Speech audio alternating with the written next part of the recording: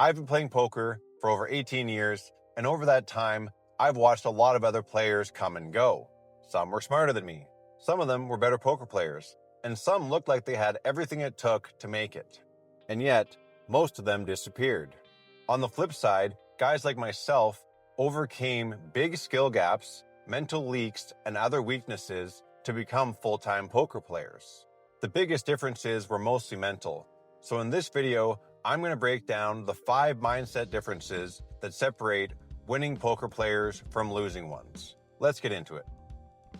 First up, overconfidence. Over the years, I've talked strategy with a ton of other poker players. When I was in group coaching, some of the weaker players often like to post hero calls, and even when the coach and the better players in the group told them that this wasn't a good play, they would continue to do it anyways. These weaker players often regarded recreationals as droolers or idiots or worse. They never wanted to study or review games outside of the mandatory coaching lessons, and whenever they lost, they always blamed bad luck. The best players in the group always seemed to be interested in talking strategy. They posted interesting hands where the equities were often really close, and often it was hands that they lost or even got owned by recreational players. They found the game interesting and viewed losses as data that they could learn from. Next up is emotional decisions. Since I've specialized in heads-up sit-and-goes for nearly 2 decades, battling other regs is an important part of the format. The edges between 2 good players can often be extremely small. One aspect that separates the best from the rest is how they respond when they get unlucky. The weaker players might be solid when they're catching cards, but implode after a few bad beats. Suddenly they're 3-betting lighter, calling down more, and refusing to stop barreling with air even though it's clear that their opponent isn't going to fold any river.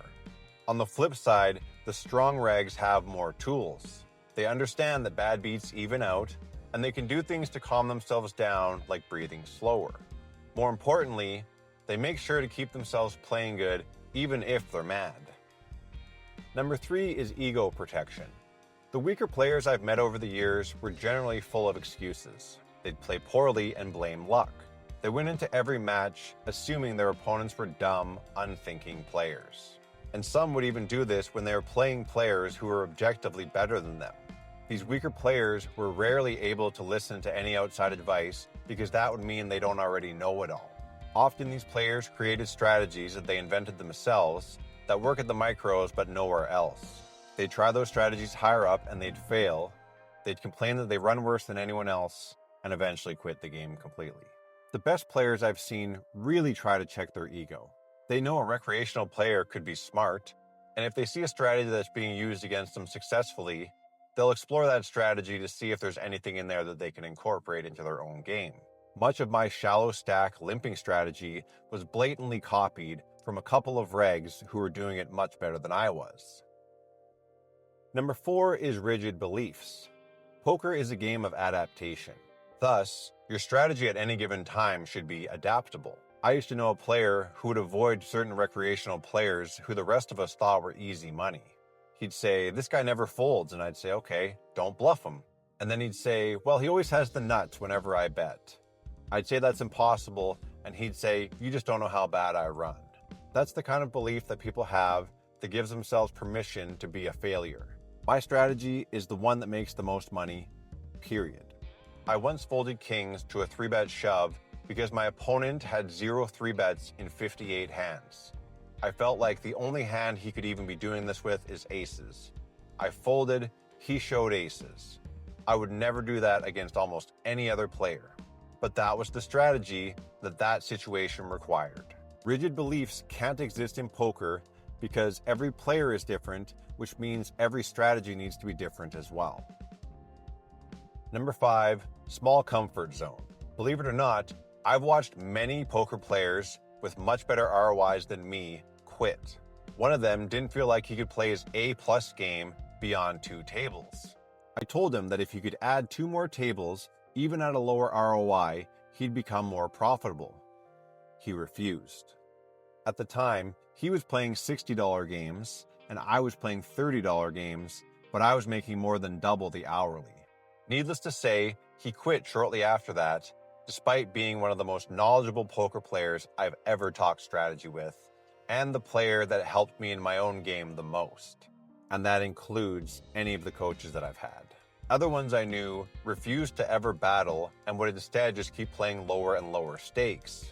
Some even turned down free offers from me to help them through this. These players had set strategies, and if they encountered an opponent who was doing well against that strategy, they would simply avoid that player forever.